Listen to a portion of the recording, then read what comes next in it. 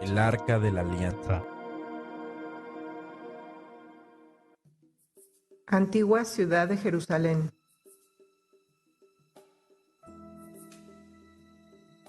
La puerta de los leones.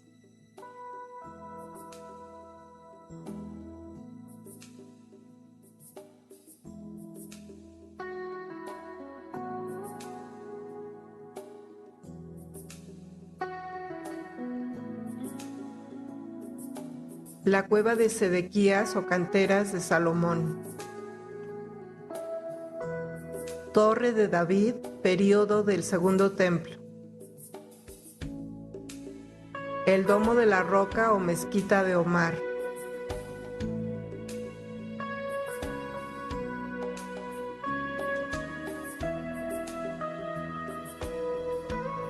Muro occidental, período del Segundo Templo.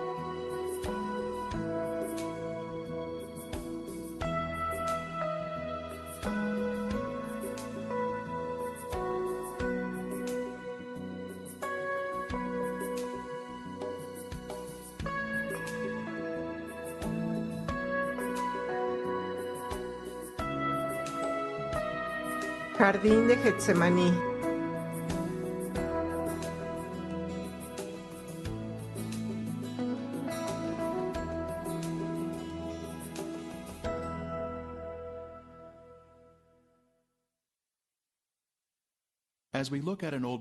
Al observar un mapa antiguo de Jerusalén, podemos ver la iglesia del Santo Sepulcro, situada bien adentro de las murallas de la ciudad.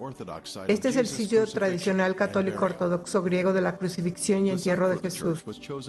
El sitio para la iglesia fue elegido en el siglo IV por el emperador romano Constantino, autoproclamado psíquico por Helena, su madre, quien se sintió atraído por el lugar debido a que el templo de Venus estuvo ahí.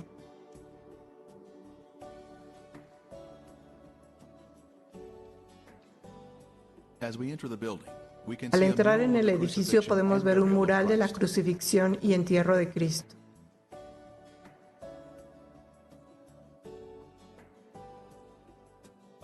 Al entrar en la rotonda podemos mirar hacia arriba para ver la cúpula con los rayos del sol en el techo.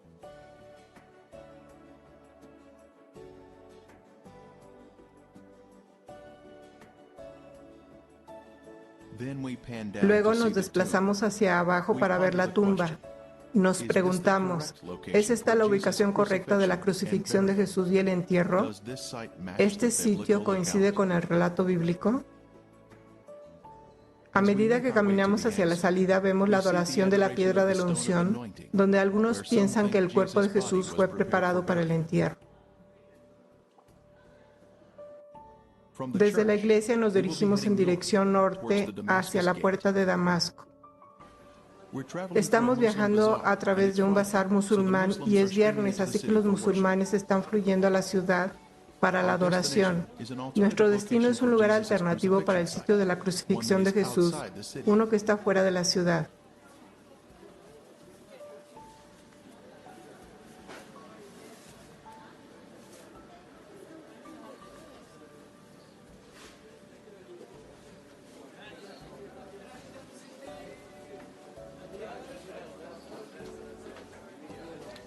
Juan capítulo 19-20 dice, porque el lugar donde Jesús fue crucificado estaba cerca de la ciudad.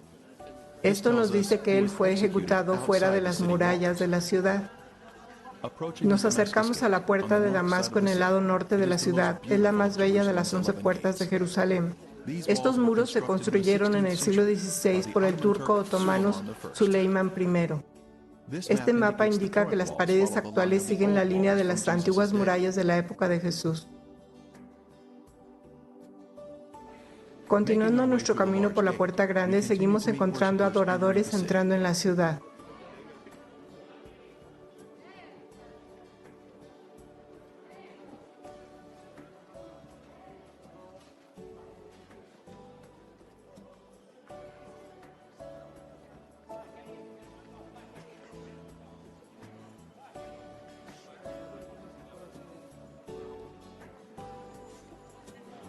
Podemos ver la estructura ornamentada de las paredes y al mirar hacia abajo, aún hoy en día puede verse la base de las paredes hechas a partir del 31 después de Cristo.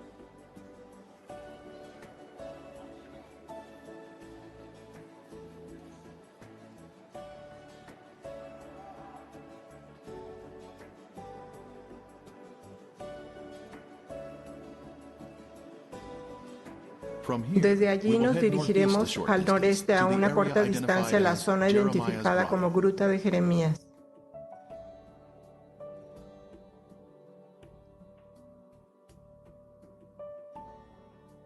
Es ahí donde podemos ver el lugar de la calavera que fue descubierto a finales del siglo XIX. Estamos caminando solo a una corta distancia al norte a lo largo de la calle Nablus.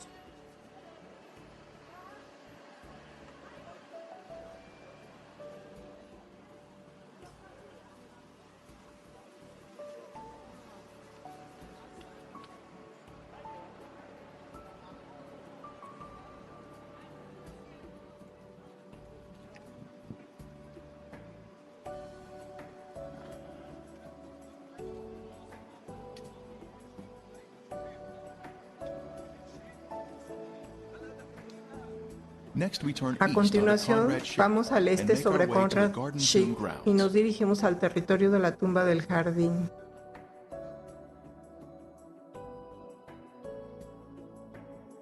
Y él, cargando su cruz, salió al lugar llamado de la calavera, y en hebreo Gólgota, y allí le crucificaron. Juan 19:17. Siguiendo nuestro camino hacia el jardín, llegamos a una plataforma de observación con vista al lugar de la calavera.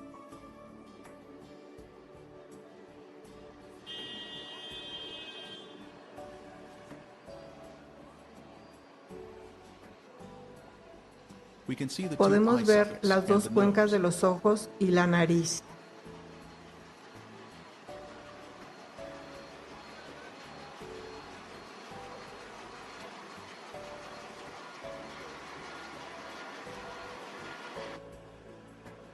Un perfil lateral del cráneo claramente nos muestra un definido puente de la nariz.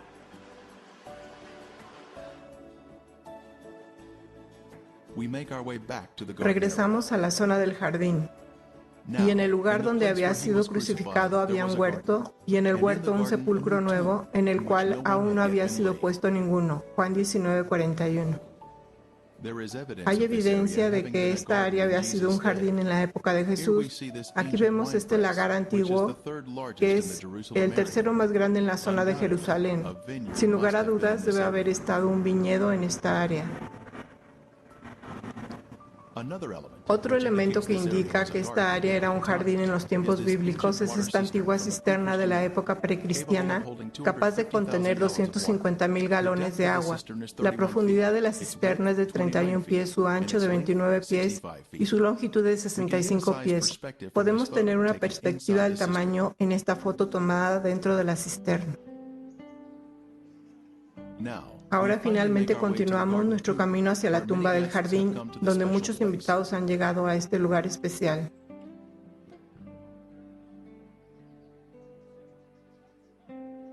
La tumba fue descubierta en 1867, después fue hecha una extensa investigación en 1883 por el general Charles Gordon, que la asoció con el lugar de la calavera y el área de la crucifixión de Jesús. Se nos dice en la Biblia que José de Arimatea era un hombre rico y por lo tanto podemos esperar que la tumba que había construido sería muy extravagante y grande. Hay varias cruces antiguas asociadas con la tumba. La cruz más grande está a la derecha de la tumba y fue cortada de la escarpa. A la izquierda de la entrada de la tumba hay una sencilla cruz de anclaje.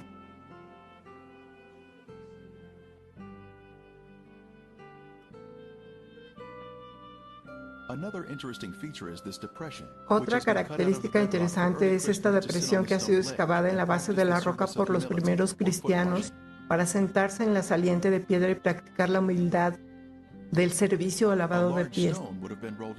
Una piedra grande habría sido rodada en este rastro y habría tapado la entrada de la tumba. y lo puso en un sepulcro que estaba cavado en una peña, e hizo rodar una piedra a la entrada del sepulcro. Entonces ellos fueron y aseguraron el sepulcro sellando la piedra. A la izquierda de la entrada de la tumba está el final de un eje de hierro roto que fue introducido en la escarpa por guardias romanos para evitar que la piedra fuera rodada hacia atrás y abrir la tumba. En la mañana de resurrección, un poderoso ángel celestial fácilmente rompió esta barra de hierro y removió la piedra de nuevo, abriendo la tumba. Pero cuando miraron, vieron removida la piedra, que era muy grande. Marcos 16:4. Midiendo la distancia entre la barra de hierro y el saliente de piedra a la derecha, la distancia es de 13 pies. Este sería el tamaño de la extremadamente grande rueda de piedra. Al entrar en la tumba, la primera cámara a la izquierda es el lugar de los lamentos.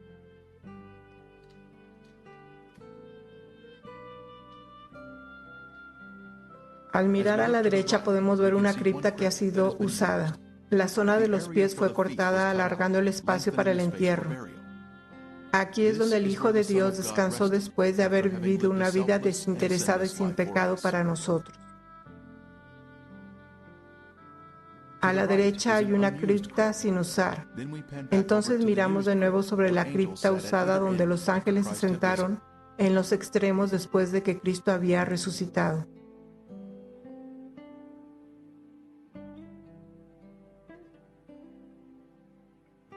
Jesús ha resucitado. Él es nuestro sustituto y redentor. Alabado sea el Señor. Y en el lugar donde había sido crucificado había un huerto, y en el huerto un sepulcro nuevo, en el cual aún no había sido puesto ninguno. Juan 19:41. Así que esto es lo que tenemos. El Gólgota, el lugar de la calavera a nuestra derecha, y la tumba del jardín a la izquierda. Y en medio tenemos el lugar de la crucifixión de Cristo. Jerusalén fue construido en el monte Moriah, descrito aquí en azul. Aquí es donde Dios pidió a Abraham que sacrificara a Isaac 2000 años antes de Cristo. Dios, en cambio, ofreció a su propio Hijo para ser sacrificado en esta misma montaña. El área marcada en verde es la porción norte de la montaña y la zona más alta de Moriah, donde se encuentra el Gólgota. Esta área es de especial interés. La escarpa de piedra caliza que se muestra aquí tiene en la piedra los cortes romanos que se acostumbraban durante las crucifixiones. A la izquierda hay una ranura horizontal que, según la norma del ejército romano, habría sido exhibida. El gran recorte es donde habría sido colocado el letrero Jesús de Nazaret, Rey de los Judíos. Tiene la parte superior en arco y una plataforma plana.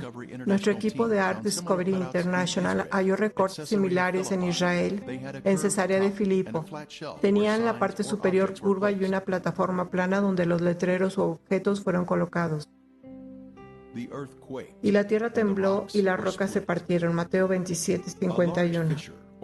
Una fisura grande o grieta en el acantilado se inicia en la parte superior de la escarpa y luego se extiende por la cara de la roca. Hoy en día la fisura se ha rellenado. Conecta con los recortes donde los letreros fueron colocados.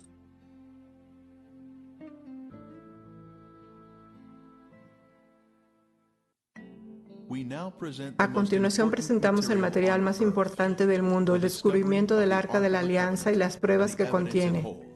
Si bien las fotografías de este hallazgo no se mostrarán hoy, sí tenemos el testimonio fiel de Ron Wyatt, cuya credibilidad se estableció a través de otros descubrimientos que ya hemos visto hasta ahora. El Señor usó al Señor Wyatt para encontrar los otros descubrimientos, por lo que podemos confiar en su testimonio con respecto a este. El más importante hallazgo en el tiempo señalado por Dios. Todos vamos a ver este increíble descubrimiento. Este es Ron Wyatt y el Arca de la Alianza. Yo había tenido una experiencia poco común. El Señor me había ayudado a encontrar los restos del Arca de Noé. Él me ayudó a encontrar los restos de las partes de los carros de Egipto y las piezas de a caballo. y los utensilios de la gente en el Mar Rojo, en el Golfo de Acaba. Y yo había ido a Oriente Medio con mis hijos y nos habíamos entrenado en buceo con escafandra, e íbamos a conseguir algunas de las partes de los carros. En mi descuido, el sol me quemó hasta el punto que mis piernas y mis pies se hincharon y todo esto. Y no pude usar mi equipo de buceo. Yo estaba en Jerusalén cojeando y sintiéndome muy, muy adolorido, esperando que llegara la fecha de mi económico boleto de avión para que pudiéramos volar a casa. No teníamos el dinero para cambiar el boleto. Y durante este tiempo, yo estaba cojeando un poco alrededor de la ciudad. Un día conocí al arqueólogo que estaba a cargo de la zona de Jerusalén allí. Y no tengo idea de por qué debería estar hablando conmigo. Yo no lucía muy presentable y nos estábamos quedando a dormir vestidos en un albergue juvenil. Y estoy seguro de que no olía muy bien. Tal vez tuve la suerte de que él se encontraba contra el viento o algo así. Nos enfrascamos en una conversación y le conté lo del Arca de Noé y le expliqué cómo se construyeron las pirámides, y eso pareció llamar su atención. Así que dijo: he estado haciendo algo de investigación a lo largo de este acantilado aquí. ¿Te importa venir conmigo y darle una mirada y ver qué te parece? Así que me encontré caminando y estas eran ruinas romanas y restos. Y de pronto mi mano izquierda señaló un mugriento agujero en la roca donde había basura, 2 gatos muertos, digamos, cosas desagradables. Y mi boca dijo: esa es la gruta de Jeremías y el Arca de la Alianza está ahí. Este hombre dijo: eso es maravilloso. Dijo: le dejaremos excavar ahí y le proporcionaremos un lugar para quedarse. Su comida, su lavandería. Puedo entender por qué dijo lavandería.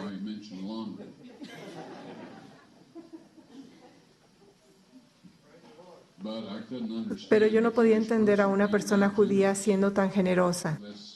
Eso no es su naturaleza.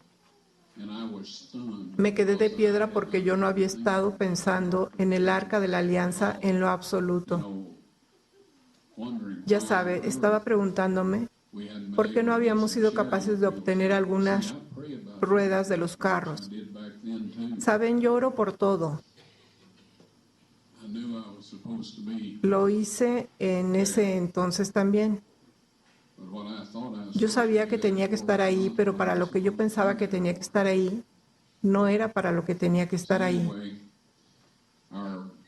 De todos modos, la fecha de nuestro boleto de avión finalmente llegó y fue la mañana siguiente, después que tuvimos esta conversación, o después que tuve la conversación con este hombre. Así que le dije: eso está muy bien, regresaré y haré eso. Ahora tenía que ir a casa y hacer algunos preparativos.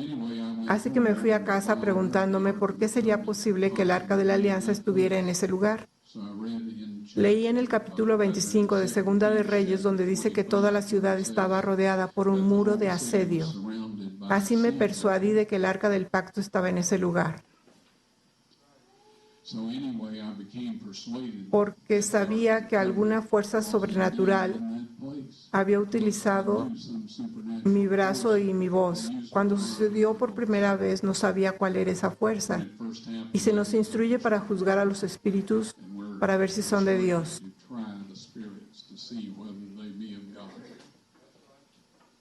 No podemos jactarnos de nosotros mismos y decir cualquier cosa que venga de nuestra boca, porque yo oro que todo lo que hable sea de Dios. Tenemos que comprobarlo con la ley y el testimonio, independientemente de dónde proceda, aún de nosotros mismos. Ahora bien, lo que descubrí cuando empecé a excavar hacia abajo esa pared del acantilado, en primer lugar descubrí los recortes en la pared del acantilado, donde se habían colocado los letreros: Jesús de Nazaret, Rey de los Judíos. Encontré los agujeros de la cruz en un lugar que no tenía idea que estarían y que era en la base de ese acantilado. Por supuesto, ahora que los encontramos, nos dimos cuenta que ahí estaba el camino público de los que iban y venían por ahí, el lugar ideal para una crucifixión. Tenía que ser, de lo contrario, los romanos probablemente no lo habrían elegido. Ron Wyatt trabajó durante muchos años en la excavación del Arca del Pacto. Llevó a cabo su trabajo bajo un permiso expedido por la Autoridad de Antigüedades de Israel, pero el permiso no se hizo público debido a la naturaleza y la sensibilidad de la obra. Algunos críticos han dicho que ni siquiera trabajó en los terrenos de la zona de la tumba del jardín, pero como usted puede ver aquí, su presencia estaba bien establecida. A veces habría mucha gente ayudando con la excavación sobre el suelo y por debajo. Reconocemos que el libro de los Macabeos en los Apócrifos no es un libro inspirado, pero puede tener alguna información histórica que podemos recoger. Aquí dice, ahí Jeremías encontró una caverna, metió en ella el arca, el toldo que la cubría y el altar del incienso, y luego tapó la entrada con piedras. Este lugar quedará secreto hasta que Dios tenga compasión de su pueblo disperso y lo reúna. Entonces el Señor mostrará de nuevo estos objetos. Segunda de Macabeos 2, del 5 al 8.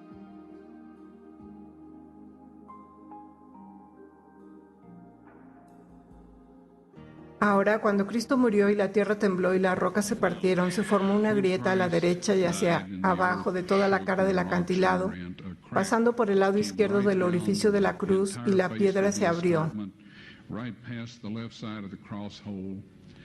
Allá abajo, por debajo de 20 pies, Dios había dispuesto que el Arca de la Alianza, con su asiento de la misericordia, imagínese, su trono terrenal, fuera colocado justo abajo, 600 años antes, en el 586 a.C., cuando el ejército de Babilonia destruyó la ciudad. Cuando el centurión metió la lanza en el vaso de Cristo y probablemente en el ventrículo izquierdo para asegurarse de que estaba muerto antes de darle el cuerpo a José de Arimatea, al retirar la lanza, las células separadas de color rojo sangre y el suero de la sangre del Hijo de Dios se derramaron, cayeron a través de esa grieta sobre el asiento de la misericordia. Y eso ratificó el antiguo y el nuevo pacto. Avancé en esta cámara que estaba impecable. El mobiliario fue establecido en perfecto orden. El arca de la alianza había sido colocada contra la pared, al final de la cueva. El final de la cueva era un hermoso cristal irradiando los colores del arco iris. Sé de la nueva era y de todos los que usan el arco iris. También lo hacen los homosexuales y otros, pero Dios lo usó por primera vez. Está alrededor de su trono y está alrededor de su trono terrenal. No hay velo en esta configuración, por lo tanto, es terrenal. Es el templo de Dios en la tierra o de su residencia donde una vez habitó. Cuando la encontré, había allí 4 jóvenes de pie y empecé a decir, ¿qué están haciendo aquí? Me quedé helado. No me podía mover, no podía respirar, no podía hacer nada. Uno de ellos dijo, somos los 4 ángeles que han estado cuidando el arca desde que Moisés puso las tablas de piedra en ella. Y me indicaron que preparara mi videocámara con el tripié y la dirigiera hacia el arca de la alianza. Y se acercaron y levantaron el propiciatorio. No sé qué tan pesado sea. Nunca he tratado de levantarlo, pero es de oro macizo. Y el ángel dijo, saca las tablas de piedra de allí. Dios quiere que todos puedan verlas. Yo las saqué. Pusieron el asiento de la misericordia de nuevo sobre el arca de la alianza. Yo retrocedí un poco y el ángel vino y tomó las tablas de piedra y las puso en una saliente de roca dentro de la cámara. Y luego me dio instrucciones para tomar una muestra de sangre del asiento de la misericordia y hacerla analizar, y yo hice todo lo que el ángel me dijo que hiciera. Siendo breve, la sangre seca es sangre muerta.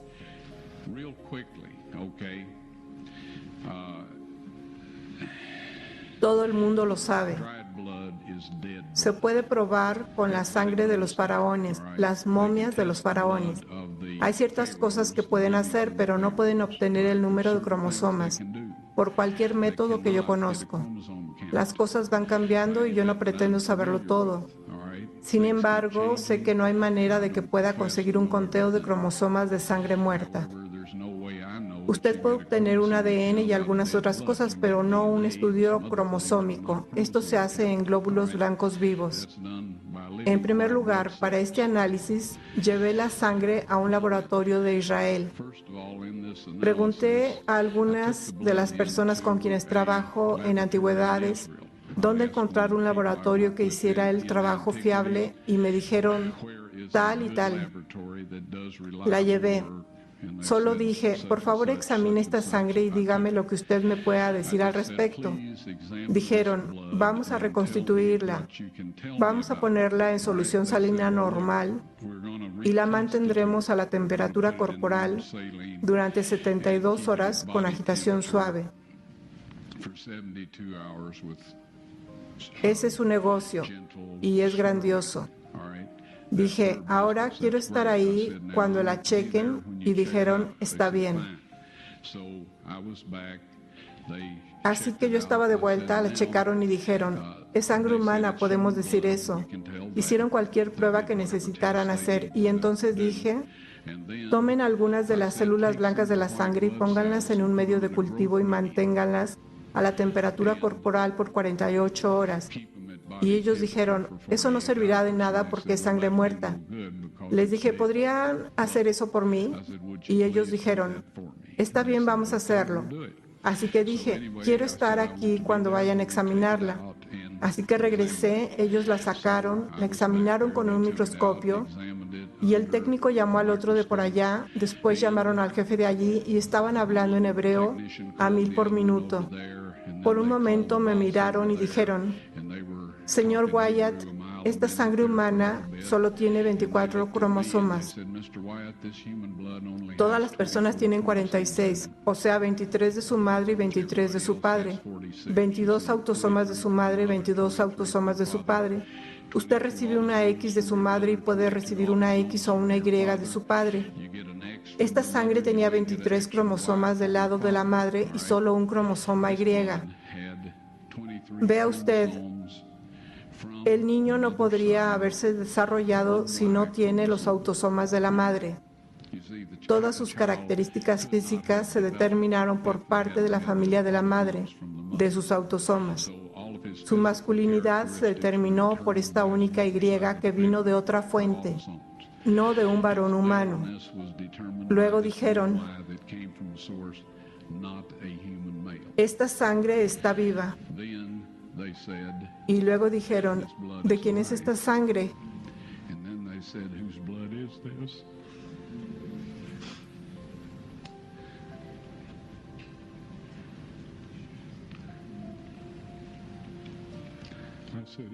Les dije, esta es la sangre de su Mesías.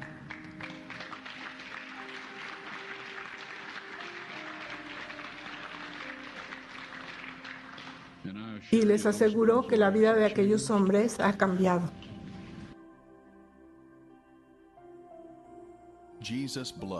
La sangre de Jesús brotó de su costado, una corriente carmesí sobre las rocas de abajo y sobre el propiciatorio del Arca del Pacto, ratificando el antiguo y el nuevo pacto.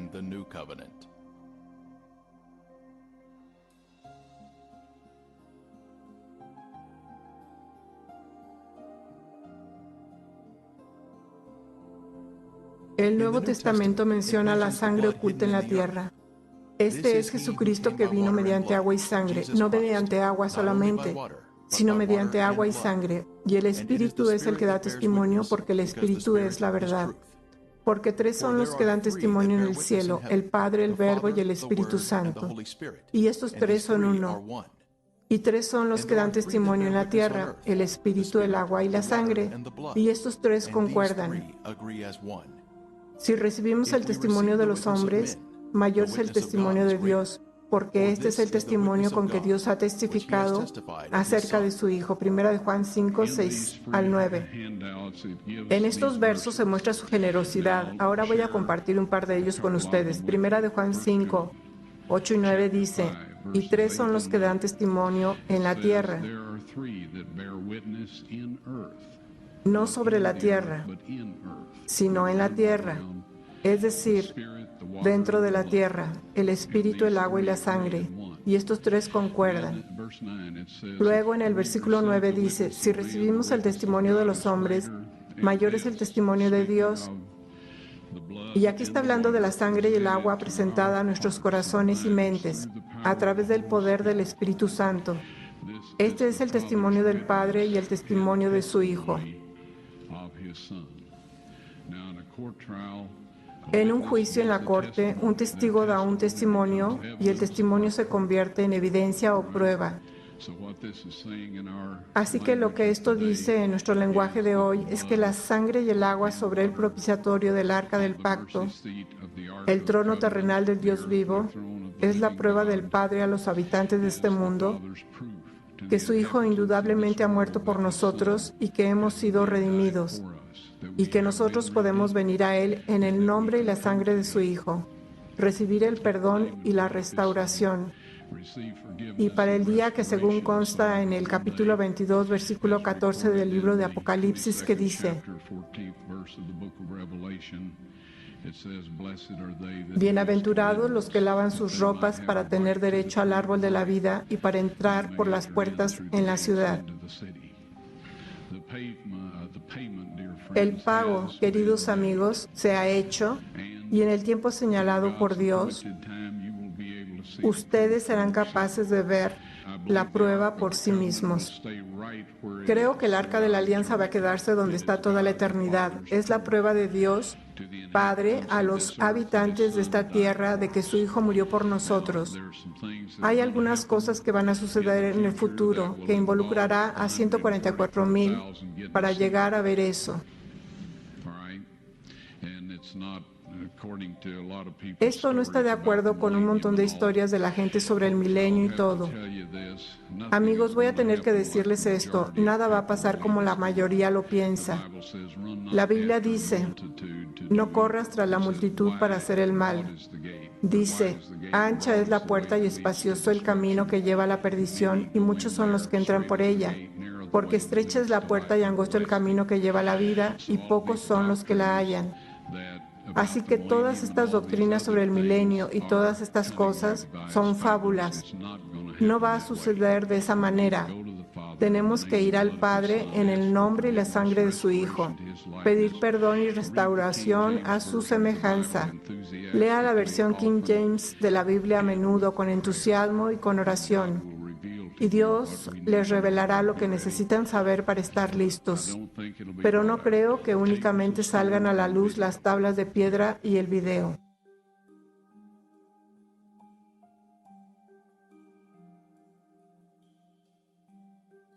En el Antiguo Testamento se menciona una unción especial sobre el Arca de la Alianza.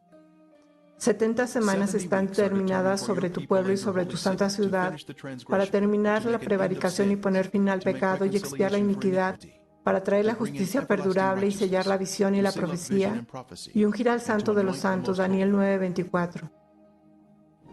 Ungir al Santo de los Santos es la clave aquí. La sustancia de la unción final es la sangre de Jesús.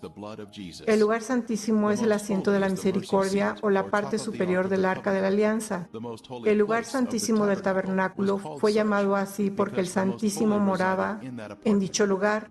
La sangre de Jesús ungió el lugar santísimo, justo como se predijo en esta profecía.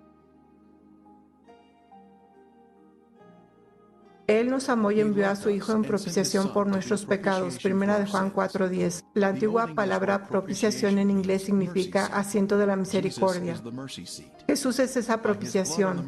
Por su sangre sobre el propiciatorio, hoy tenemos misericordia y perdón de pecados. Su vida sin pecado está representada por esa sangre sin pecado.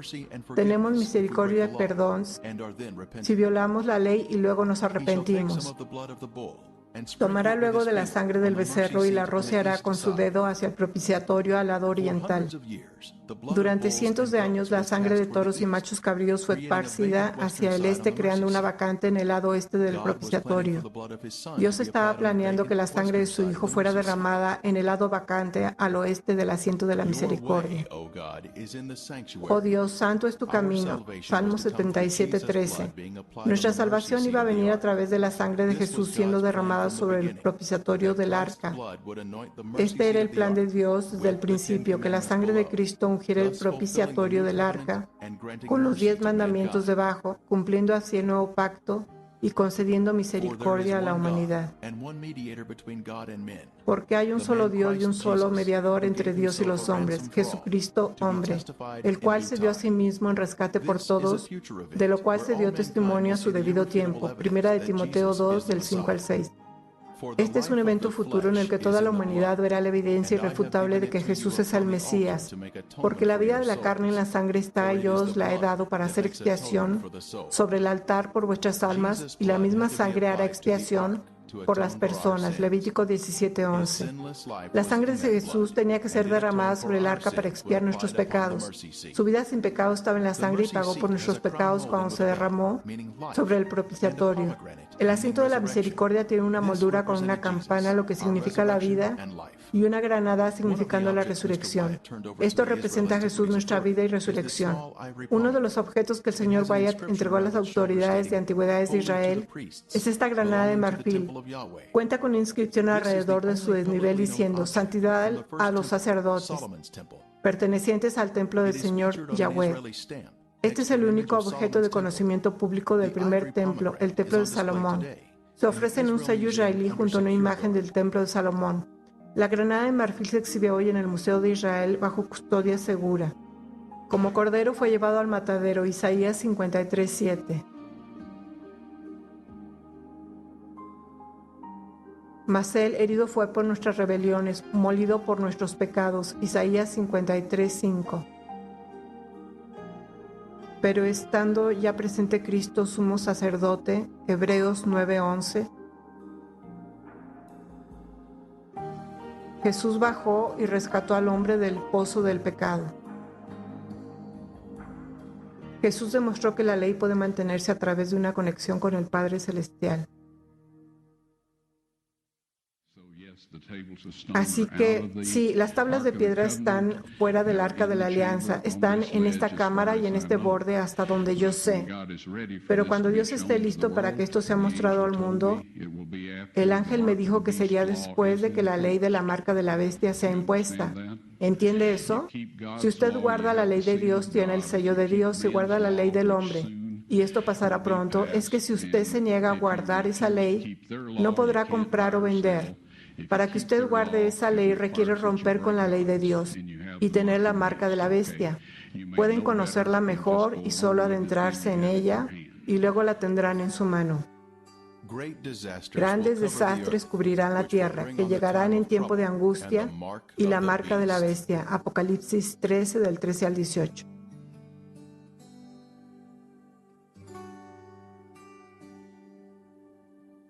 Hay una gran controversia en la actualidad.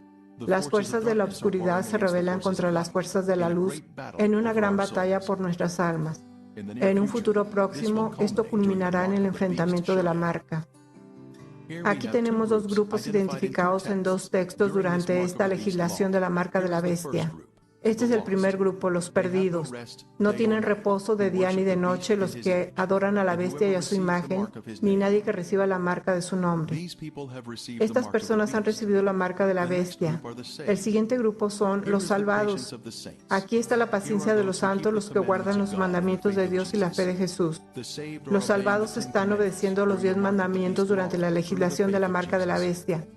A través de la fe de Jesús, se ha negado a seguir la ley de la bestia y su gobierno, que va en contra de los 10 mandamientos. Ellos han permitido que el Espíritu Santo sea a cargo de sus vidas para que puedan convertirse en los vencedores y obedientes a la ley de Dios. Salid de ella, pueblo mío, para que no seáis partícipes de sus pecados. ni recibáis parte de sus plagas. Amigos, el arca de la alianza ha sido hallada, las tablas de piedra están disponibles. Cuando Dios esté listo, serán mostradas a los habitantes de esta tierra y cada uno de ellos conocerá lo que Dios requiere de ellos.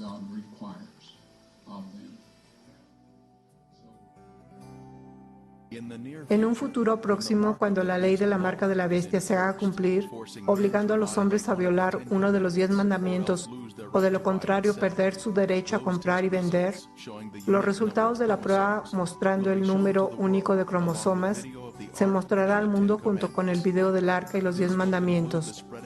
Esto concluirá la difusión del Evangelio al mundo. Toda la humanidad tendrá que confesar sus pecados en el nombre de Jesús y obedecer los 10 mandamientos a través del Espíritu Santo, o recibirán la marca de la bestia y se perderán. Todos en el mundo estarán en problemas con el gobierno o en problemas con Dios. Cristo entonces volverá para llevar su pueblo a casa. No olvidaré mi pacto ni mudaré lo que ha salido de mis labios. Salmos 89:34. Entonces el dragón se llenó de ira contra la mujer y se fue a hacer guerra contra el resto de la descendencia de ella, los que guardan los mandamientos de Dios y tienen el testimonio de Jesucristo. Apocalipsis 12:17.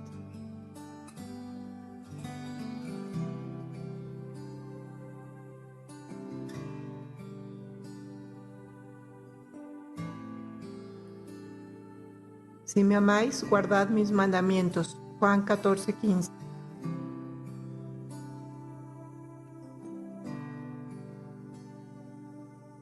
Con Cristo estoy juntamente crucificado y ya no vivo yo, mas Cristo vive en mí.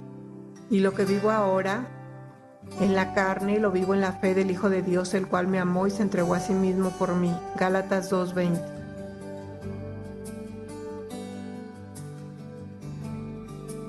Orad pues que vuestra huida no sea en invierno ni en día de reposo, porque habrá entonces gran tribulación, cual no la ha habido desde el principio del mundo hasta ahora, ni la habrá. Mateo 24:20-21. Porque como el relámpago que sale del oriente y se muestra hasta el occidente, así será también la venida del Hijo del Hombre. Mateo 24:27.